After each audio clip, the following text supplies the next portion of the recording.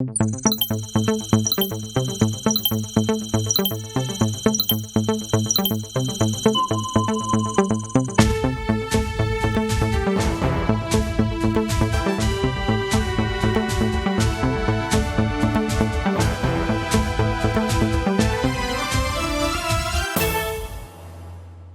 Monsieur, bonsoir, bienvenue à tous. Les titres de votre 20h de ce samedi 18 septembre 2021. Journée mondiale de la sécurité des patients. Le Burkina Faso n'est pas resté muet. Les acteurs de la santé ont réfléchi à l'amélioration de l'accès à des soins de qualité pour tous sans distinction, avec un regard particulier cette année pour le couple mère-enfant. Nouvelle organisation de la société civile au Burkina Faso. Au Burkina Faso, il faut désormais compter avec le cadre d'action pour la patrie. Un mouvement de jeunes qui compte apporter sa pierre à la construction d'un Burkina meilleur. Dans un instant, vous découvrirez l'association et ses objectifs. Programme humanitaire 2022, la machine est lancée. Le ministère en charge de l'action humanitaire a procédé à l'élaboration du plan d'intervention pour la prise en charge des personnes vulnérables. Si les défis demeurent nombreux, les acquis n'en sont pas moins. 17 septembre, journée mondiale de la sécurité des patients. Le Burkina Faso, à l'instar d'autres pays du monde, a célébré cette journée à travers une réflexion des acteurs de la santé sur des traitements de qualité au profit des malades. Cette année, le thème mondial met l'accent sur l'attention des attentions de qualité à administrer à la mère et à l'enfant. Michael Tougri. Chaque 17 septembre est célébrée la journée mondiale de la sécurité des patients. Une journée qui vise à la promotion d'un monde sans préjudice lors des soins de santé. Au Burkina Faso, cette journée est célébrée et le défi pour le ministère de la Santé est que chaque patient reçoive des soins de qualité en toute sécurité. Le thème pour cette édition 2021 de la journée mondiale de la sécurité des patients est soins maternels et néonatals sans risque. La santé de la mère et du nouveau-né est quelque chose de très important. Vous savez très bien que la santé de la mère et de l'enfant constitue un indicateur de développement dans tous les pays du monde entier. C'est pour cela que nous avons voulu célébrer cette journée et rappeler à l'ensemble de la communauté nationale et internationale qu'il est important d'investir dans la santé des mères et de l'enfant. Et que dans cet investissement, nous devons faire en sorte que la mère et l'enfant soient protégés avec l'ensemble des mesures qui sied pour que les soins qui sont offerts à ce couple mère-enfant puissent être des soins efficaces, des soins de qualité, des soins dénués de toute situation qui pourrait compromettre la santé de la mère et de l'enfant. Selon l'Organisation mondiale de la santé, environ 810 femmes meurent chaque jour de causes qui pourraient être évitées en lien avec les grossesses et l'accouchement. Un phénomène bien réel au Burkina Faso et les causes connues au département du professeur Charlemagne Ouedraogo qui tente d'apporter des solutions afin que la sécurité du couple mère-enfant ne soit plus une préoccupation majeure au Burkina Faso. Déjà, le plateau technique. Si vous avez un plateau technique qui est insuffisant, c'est difficile de donner des soins en toute sécurité. Si vous avez une insuffisance en énergie avec des pannes d'électricité, c'est difficile de donner des soins de qualité en toute sécurité dans l'obscurité. Si vous avez des agents de santé qui sont absents à leur poste de travail au moment où ils doivent être, c'est difficile de parler de sécurité des soins et donc de qualité des soins. Donc autant d'insuffisances que nous pouvons vous égrener. Ce qui est important, c'est de les reconnaître en toute âme et conscience et de prendre l'engagement pour corriger ces insuffisances afin d'assurer le maximum de sécurité à l'occasion des soins aux couples mère-enfant et de façon générale à toute personne qui exige des soins dans nos infrastructures sanitaires. Cette journée mondiale de la sécurité des patients a été instaurée en 2019. Pour cette édition 2021, le but est de mieux faire connaître les questions de sécurité de la mère et du nouveau-né. Mobiliser les parties prenantes à adopter des stratégies efficaces pour améliorer la sécurité de la mère et du nouveau-né. Le ministère en charge de l'action humanitaire a lancé le cycle de programmation humanitaire de l'année 2022 à travers un atelier tenu à Ouagadougou du 15 au 17 septembre dernier. L'objectif est de pouvoir prendre en charge les personnes vulnérables, surtout les déplacés internes. L'occasion était toute offerte aux participants de faire le bilan du plan humanitaire 2021. Abdoulrahim Magnini. Depuis 2019, le Burkina Faso met en œuvre un plan d'urgence humanitaire pour faire face à la crise suscitée par la situation sécuritaire, mais aussi les catastrophes naturelles et les conflits communautaires. Depuis lors, les besoins n'ont cessé de s'accroître en raison de la recrudescence des attaques terroristes qui ont entraîné plus de 1 400 000 personnes déplacées selon le ministère de l'Action humanitaire. Dans un contexte de rareté des ressources, cette rencontre devra permettre d'élaborer le plan d'intervention humanitaire pour l'année 2022. Il y a eu plusieurs actions, plusieurs interventions qui ont été faites à l'endroit des personnes déplacées internes, allant de leur enregistrement, à la prise en charge, les appuis humanitaires et alimentaires, la question de protection, de santé. Cette rencontre va également permettre aux différents acteurs de faire le point de la mise en œuvre du programme humanitaire 2021 à mi-parcours. Et pour le ministère en charge de l'action humanitaire, malgré les défis qui restent à relever, d'importants résultats ont été enregistrés. Si vous avez besoin de 600 millions de dollars, alors que vous n'avez que 150 ou 200 millions de dollars, il va sans dire que, quelle que soit la pertinence de votre plan de réponse, il y aura des difficultés. Donc l'idée, c'est de voir ensemble, entre acteurs, comment trouver les moyens nécessaires pour faire face à la réponse, comment développer des stratégies de mobilisation accrue des ressources pour faire face à la situation humanitaire que connaît le pays. À noter que le soutien aux personnes vulnérables se fait avec l'accompagnement du système des Nations Unies et la représentante du système des Nations Unies au Burkina Faso de souligner l'engagement de l'organisation à soutenir le Burkina Faso pour le bien-être des déplacés internes et de toutes les personnes vulnérables. Le cadre d'action pour la patrie, c'est la nouvelle OSC, la nouvelle organisation donc de la société civile qui vient de voir le jour au Burkina Faso. Association de jeunes burkinabés, cette OSC se présente avec de nobles ambitions en faveur du bien-être de la nation dont ils sont les fils. Hier, 17 septembre, à Ouagadougou, les responsables du cadre d'action pour la patrie ont dévoilé à la presse leurs intentions ainsi que les stratégies mises en place pour atteindre leurs objectifs. Découvrez-les dans ce reportage de Aminata Ouedraogo qui porte la voix de Abdoulrahim Magnéni. Le cadre d'action pour la patrie, c'est la toute nouvelle organisation de la société civile au Burkina Faso, un mouvement de jeunes qui a pour objectif de contribuer à la citoyenneté, la défense de la patrie et la promotion de la paix au Burkina Faso. Pour le président du cadre d'action pour la patrie, Néa Pema, ce mouvement entend initier des débats publics et des sensibilisations pour parvenir à ses objectifs.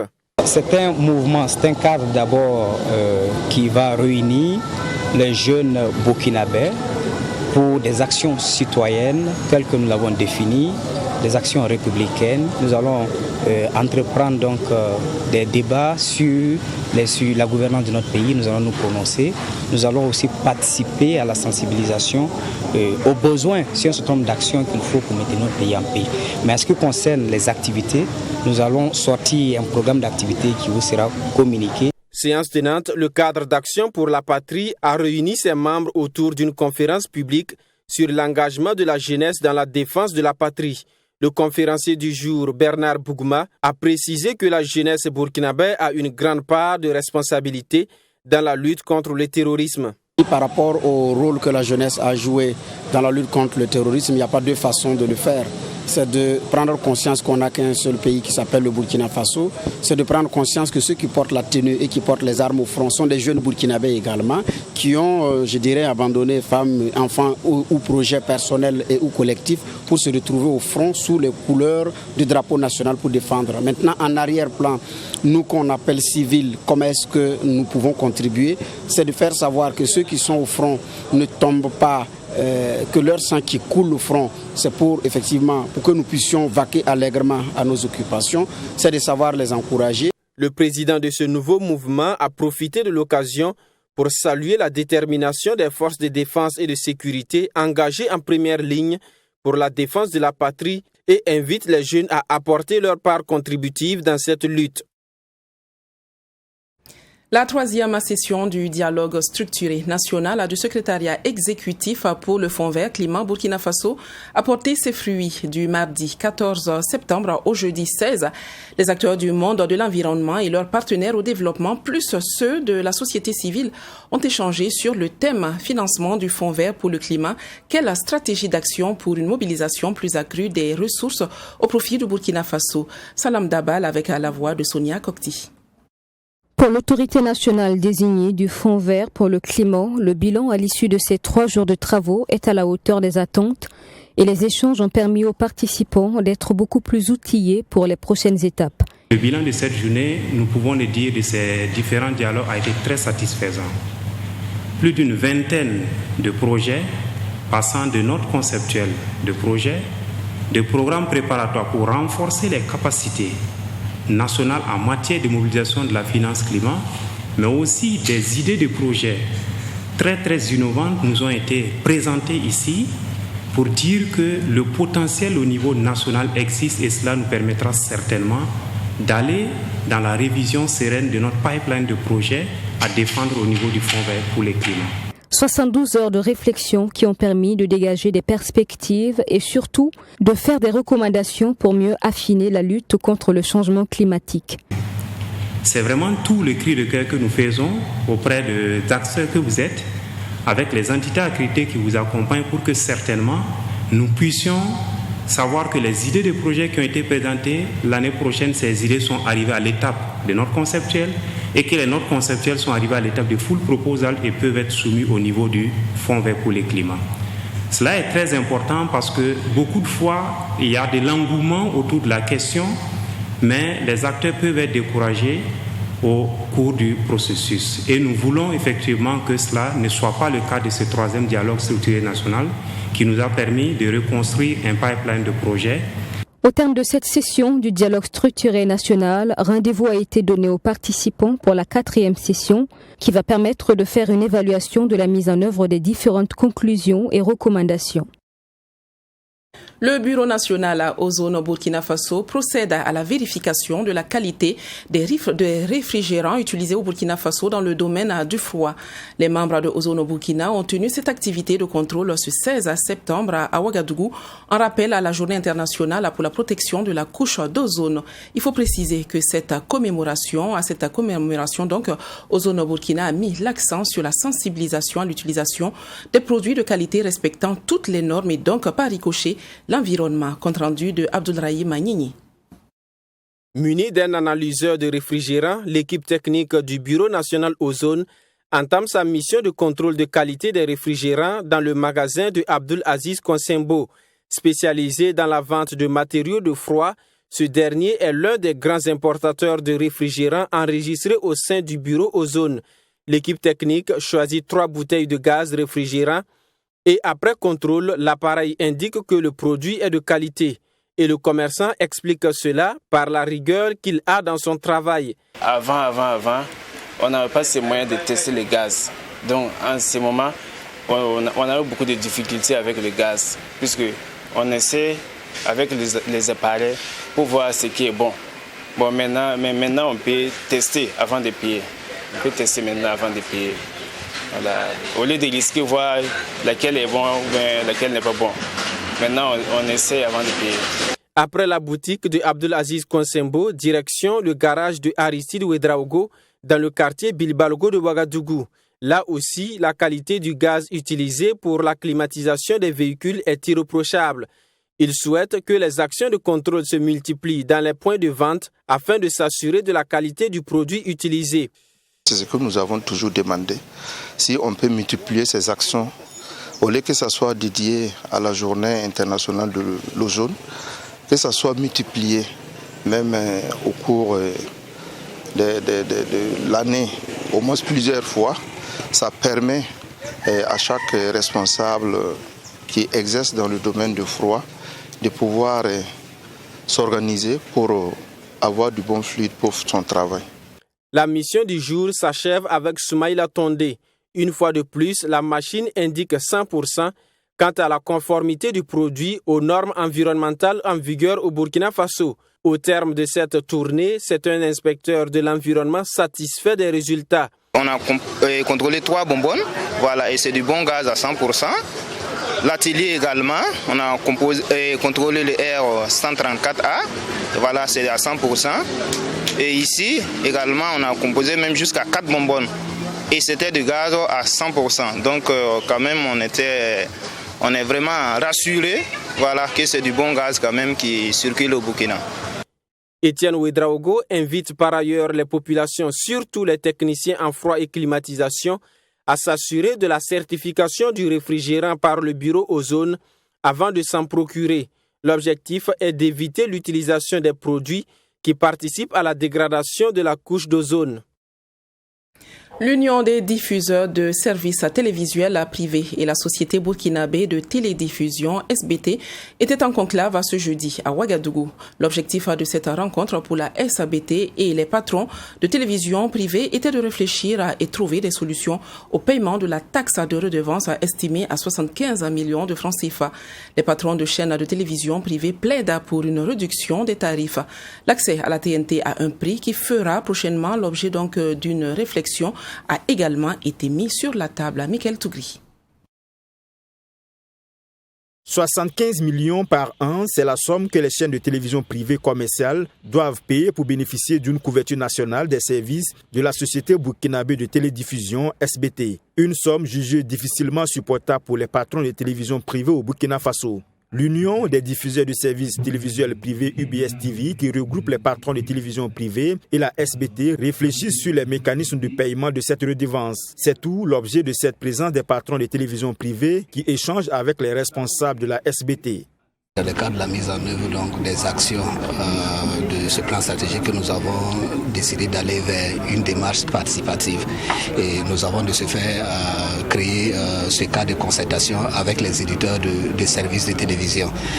Les éditeurs qui nous fournissent ce programme, il se trouve que depuis une certaine période, nous faisons face à des questions, à des problèmes de recouvrement. Et ils ont porté un plaidoyer à un certain niveau. Nous avons examiné ensemble voilà quelques détails. Nous avons porté à leur connaissance dans notre démarche en matière de collaboration et nous pensons qu'avec les éditeurs, nous sommes en train de trouver voilà, le meilleur compromis pour le meilleur fonctionnement des différentes entités. Au sorti de cette rencontre, des pistes de solutions ont été dégagées. Comme l'une des solutions, les acteurs ont préconisé de mettre à contribution les Burkinabés. Pour avoir accès aux chaînes de bouquets TNT au Burkina Faso, il va falloir débourser une somme dont le montant fera l'objet de réflexions afin de permettre à la Société burkinabé de télédiffusion de supporter ses charges. Étant donné qu'il y a un bouquet que la SBT met sur pied, où on a près d'une vingtaine de chaînes de télévision, même si on demandait la contribution ne serait-ce que de 500 francs aux téléspectateurs qui ont des images de meilleure qualité à travers ce bouquet, ne serait-ce que 500 francs, cela permettrait à la SBT de couvrir largement ses charges annuelles et de moins peser. Parce que les chaînes de télévision, ou du moins les éditeurs que nous sommes, ne sont pas non plus en train de demander la gratuité. On dit simplement de pouvoir réduire les tarifs de sorte à ce que ce soit mieux supportable par nous. Le Burkina Faso est le premier pays de l'espace ouest africain à basculer à la télévision numérique terrestre. Une vingtaine de chaînes forment le bouquet TNT au Burkina Faso, dont le diffuseur principal est la Société burkinabé de télédiffusion SBT. Fin de la session de formation sur le nouveau cadre harmonisé des finances publiques au sein de l'Union économique et monétaire ouest-africaine UEMOA. Ouvert le lundi 13 septembre 2021 à Ouagadougou, la session a refermé ses portes ce vendredi 17 septembre. Elle aurait permis à une quarantaine de députés nigériens, membres de la Commission des finances et du budget, de renforcer leurs connaissances en la matière. Tous les détails de cette clôture dans ce reportage de Hyacinthe Sawadougou. Ce séminaire a été un cadre de renforcement des capacités des députés nigériens, membres de la Commission des finances et du budget, sur les innovations du nouveau cadre harmonisé des finances publiques au sein de l'UEMOA. Il s'est agi, entre autres, de l'adoption d'une nouvelle doctrine appelée budget-programme que recommande l'UEMOA à ses pays membres. Et selon le président de la Commission des finances et du budget du Parlement nigérien, cette session de formation est très édifiante, surtout pour la mise en œuvre efficace des réformes dans l'espace UEMOA. L'objectif de cette formation pour nous, c'est de savoir ce que c'est qu'un budget, comment le préparer, comment l'exécuter, comment le contrôler. Ça, c'est le rôle de l'Assemblée nationale. Pendant 4 jours, nous avons, avec nos formateurs, parlé de la préparation, de la gestion. Et aujourd'hui, on a demandé à un expert, si on peut le dire, le président de la Cour des comptes de venir nous dire comment on fait le contrôle. Et le contrôle qui se fait sur la base justement du rapport de la Cour des comptes. Il était question à cette clôture de formation pour le premier président de la Cour des comptes du Burkina, communicateur du jour, de faire un exposé sur les processus de contrôle budgétaire et son rôle dans l'exécution du budget programme. Nous avons eu l'honneur de recevoir au Burkina Faso des députés de la République du Niger et qui a fait confiance à un cabinet burkinabé pour l'entretenir sur le nouveau cadre harmonisé des finances publiques en vigueur au sein de l'UEMOA. Et les députés nigériens nous ont fait l'amitié de nous recevoir pour que nous leur exposons un peu le processus de contrôle budgétaire, notamment à travers le contrôle sur l'exécution de la loi des finances. Alors donc nous nous sommes entretenus, on a expliqué un peu les mécanismes de traitement de ce dossier qui doit être adressé à l'Assemblée nationale avec tous les documents qui doivent l'accompagner. Cette formation qui s'est tenue du 13 au 17 septembre 2021 à Ouagadougou a été assurée par le cabinet burkinabé d'études et de recherche en entreprise serrée. Une quarantaine de députés nigériens membres de la commission des finances et du budget étaient présents à cet atelier de renforcement des capacités. Du nouveau chez le pétrolier Vivo Énergie Burkina. Shell Fuel Seva est la toute nouvelle génération de carburant que le groupe met à votre disposition. Il a procédé au lancement officiel de ce produit le jeudi 16 septembre à Ouagadougou. Selon les responsables de Vivo Énergie Burkina, ce nouveau carburant présente plusieurs avantages allant de la minimisation de la consommation à la protection de moteur de vos engins. Les détails avec Isidore Nyada avec la voix de Sanata Seri. Après Shell Super Extra, Vivo Énergie Burkina vient avec un nouveau carburant dénommé Shell Fuel Seva. Il est conçu pour une meilleure performance et efficacité du moteur, selon les premiers responsables de cette société. Et ce ne sont pas les seuls avantages de ce nouveau produit de Shell. Il a une propriété nettoyante et économiseur d'énergie. Shell Fuel Seva résiste également à la rouille.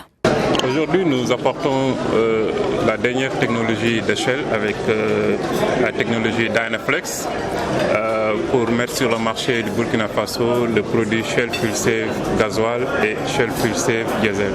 C'est un produit de dernière génération qui s'adapte à l'ensemble des voitures, que ce soit les voitures de technologie récente comme les voitures de technologie ancienne ou traditionnelle, comme on peut l'interpréter.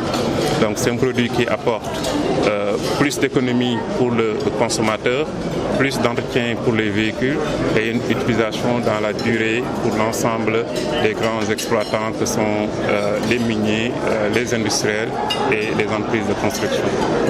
Le lancement de ce produit s'inscrit dans la culture d'innovation de Vivo Énergie et du groupe Shell. Le ministère de l'Industrie, du Commerce et de l'Artisanat au cours de cette cérémonie a félicité et encouragé Vivo Énergie Burkina pour cette innovation qui va contribuer aussi bien à la réduction de la consommation d'énergie qu'à la protection de l'environnement.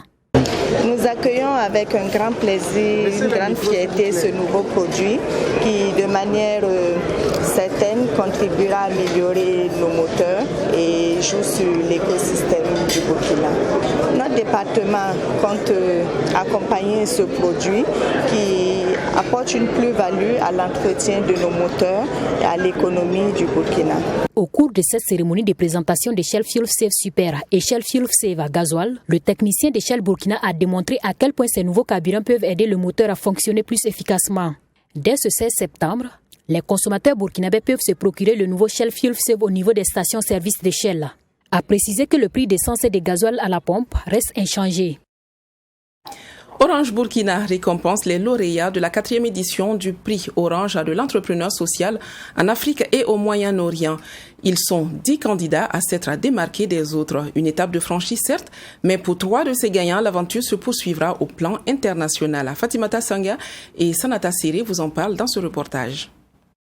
Ils étaient 84 personnes à prendre part à cette 4e édition du prix Orange de l'entrepreneur social en Afrique et au Moyen-Orient. Au résultat final, les projets de 10 jeunes ont retenu l'attention des membres du jury et les prix vont de 500 000 à 1 500 000 francs CFA. Au-delà de ces prix, les 3 premiers de ce classement vont compétir à l'international. Selon Alima Fofana, représentante du directeur de Orange Burkina, La société entend également assister les 3 lauréats sur le plan technique pour l'amélioration de leurs projets en vue de cette compétition au plan international. Orange aujourd'hui a dans ses indicateurs suivis par le top management d'Orange Group, tout ce qui peut avoir attrait à tout ce qui est l'environnement, au projet relations sociales, au projet d'entrepreneuriat, comment aider les entrepreneurs à se développer.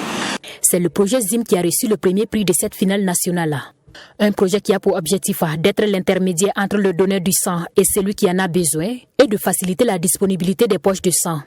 C'est également l'établissement de cartes vitales pour notre population qui pourra donner en fait des informations utiles en cas d'urgence. Donc c'est également aussi l'établissement de bases de données, voilà, de données nationales pour permettre au CNTS de mieux allouer les ressources aux différents districts sanitaires en fait, du territoire. Les projets ZIM, le fermier et Digit Auto-École sont les 3 projets retenus pour compétir à l'international. Le prix Orange de l'entrepreneur social en Afrique et au Moyen-Orient, faut-il le rappeler, a 11 ans d'expérience au plan mondial et 4 ans au Burkina Faso.